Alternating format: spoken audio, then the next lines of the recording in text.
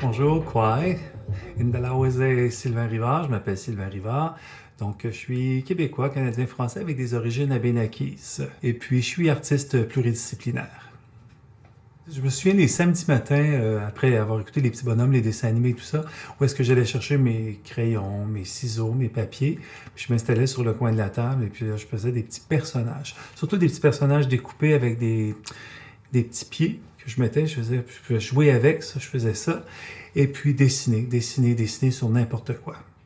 Il y a aussi mon père qui me donnait des sacs à lunch bruns, puis il me disait « dessine ». C'est des sacs à lunch et je faisais des bandes dessinées sur ces sacs à lunch bruns et ils amenaient au travail toujours. Et les gars au travail lisaient mes petits bonhommes puis regardaient tout ça. Moi, j'ai été beaucoup motivé par mes grandes sœurs. J'ai des sœurs de 12 et 13 ans plus vieilles que moi qui m'ont en partie élevé. C'était les grandes de 20 ans. Moi, j'avais 9 ans, 10 ans. Ils travaillaient au centre-ville.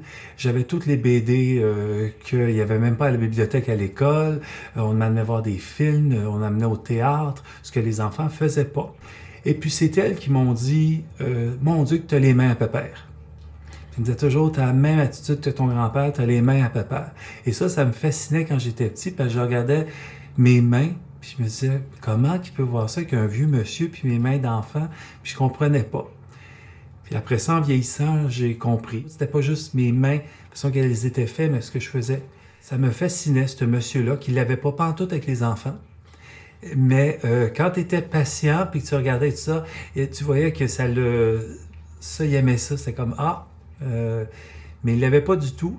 Puis ce qu'il savait pas, malgré ce bonhomme bourru-là qui avait de la difficulté, il m'enseignait beaucoup, beaucoup, beaucoup. J'ai gardé une de ses chaises parce que les gens venaient le voir pour acheter ses meubles qu'il faisait à la hache. Mon grand-père prenait une hache avec ça, bon, une chaise, clac, il assemblait ça, il tissait le fond avec ce qu'il y avait, que ce soit de l'écorce, de la corde de sisal ou de la babiche. Et puis, il fabriquait des meubles comme ça, ou même des raquettes. Mais moi, je me souviens plus de ces meubles.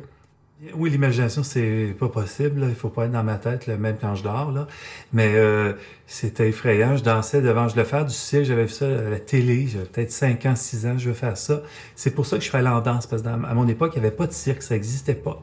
J'ai dit, je veux faire ça. Puis les danseurs faisaient aussi du cirque. Puis j'avais vu un spectacle français à la télé. Ma mère a dit, OK. Puis elle aimait beaucoup, beaucoup la danse. Fait qu'elle dit, écoute, on va te mettre en ballet jazz. J'ai fait, Et puis j'ai aimé ça. Puis après ça, j'ai fait du théâtre. J'ai aimé ça. Et j'ai toujours, je pense que je suis sorti du ventre de ma mère avec des crayons et un pinceau.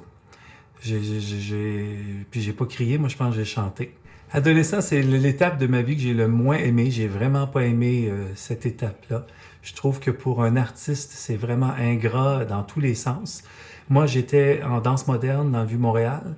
J'ai commencé à 6 ans, j'étais allé jusqu'à 17 ans. Puis, on n'a pas le droit, quand dans les écoles, de faire quoi que ce soit sur nous, faire des spectacles, quoi que ce soit, tant qu'on n'est pas formé. Donc, on n'a que nous autres pour s'exprimer. Moi, j'ai eu toutes les coupes de cheveux qu'on peut pas avoir, toutes les couleurs sur la tête, tous les vêtements qu'on ne fait pas. J'étais à Montréal, j'ai été mannequin pendant mon adolescence, 17 ans, 18 ans. J'avais les cheveux longs jusqu'ici noirs, on me faisait des coupes samouraï, let's go noir, fais ce que tu veux, c'est combien. Je portais n'importe quel vêtement, j'ai fait beaucoup de vêtements, mais pour moi, c'était de l'expérimentation extrême.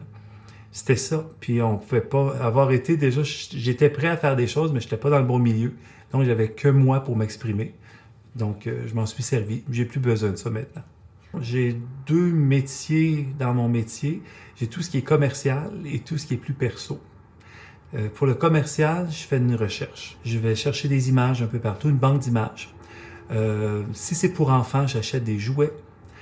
Pour mon dernier livre, Pamola, c'est l'homme-oiseau. J'ai acheté plein de personnages avec des ailes, plein de jouets qui avaient des ailes, des becs, des oiseaux, plein de choses, plein de petits bonhommes que je redonne à des enfants après.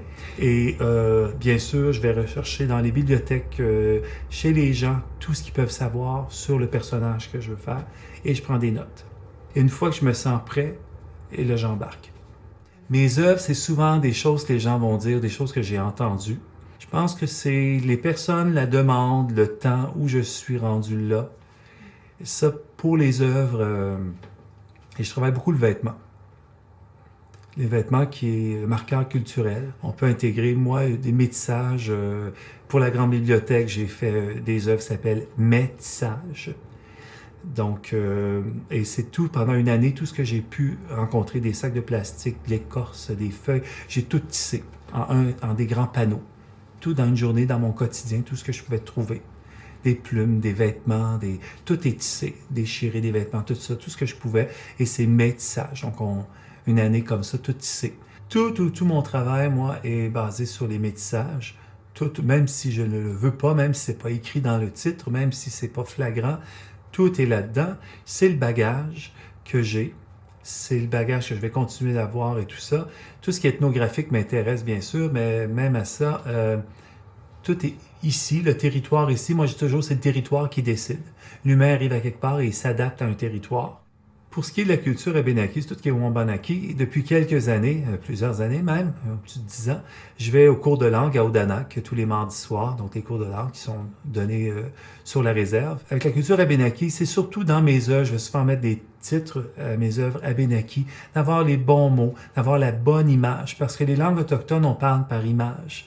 On donne pas des noms aux choses, on décrit les choses. Et parfois, je trouve le titre en langue amérindienne plus approprié que de nommer une œuvre. Pour moi, la création, premièrement, c'est arrivé dans mes rêves, donc ça n'a jamais arrêté. Même dans les rêves, souvent, je me réveille pour écrire des choses, pour mes livres surtout, ou pour des idées de choses que j'ai vues.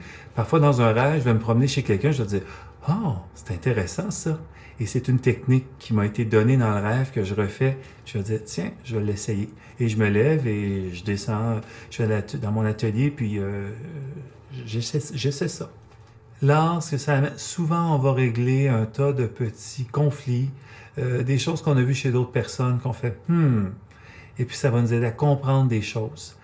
Même moi, je collecte beaucoup de pièces, des morceaux de bois, des choses comme ça, des vieux vêtements, je collectionne beaucoup, même des vraies pièces anciennes amérindiennes et tout ça. Ça m'amène à apprécier des choses. Je vais acheter un vieux mocassin du 19e siècle et puis je vais le regarder autrement. Je sais que c'est une petite madame sur sa petite table en bois avec son chose à couture et tout qui a fait ça, perlé. Peut-être cigarette au bec pendant qu'elle parlait à d'autres et tout. Il y a tout ça qui me vient maintenant. L'art, ça m'amène une sérénité. Ça m'amène à comprendre des vies. Ça t'amène à mettre les choses en contexte et tout. Et dans ta vie personnelle, c'est ce que ça fait aussi pour moi. On est des livres, on est des images, on est des voix. Pour beaucoup, beaucoup de gens. Puis on est aussi la mémoire d'une famille, d'un héritage, de toutes ces mémoires des mains. Ma mère et père sont là, et maternelle comme paternelle. Et puis c'est important. Allez voir des expositions, allez au cinéma, allez voir toutes sortes d'expositions, même des choses qui parfois ne vous plaisent pas. Allez voir des choses, ouvrez-vous. Allez voir des images, devenez une banque à images. C'est pas juste votre ordi qui est capable de faire ça. Votre tête est capable de faire. Ouvrez-vous des tiroirs, une grosse commode là, japonaise avec plein de petits tiroirs. Là. Puis mettez-vous des images et puis développez des goûts. Arrêtez pas si vous faites autre chose avec. Si votre créativité, vous le développez dans d'autres types de métiers, tant mieux. Je pense qu'il devrait en avoir partout, moi. Mais et si vous devenez artiste, ça va venir et là, vos tiroirs seront plus assez grands, puis là, ça va vous prendre un walk-in closet. Mais c'est vraiment aller chercher des banques d'images, aller chercher des banques de sons, aller voir des choses. Si on a toujours les mêmes images, le même milieu, les mêmes choses, je pense qu'on tue notre créativité, on tue notre ouverture, s'ouvrir sur le monde et tout ça pour nous autres être encore plus grand à l'intérieur.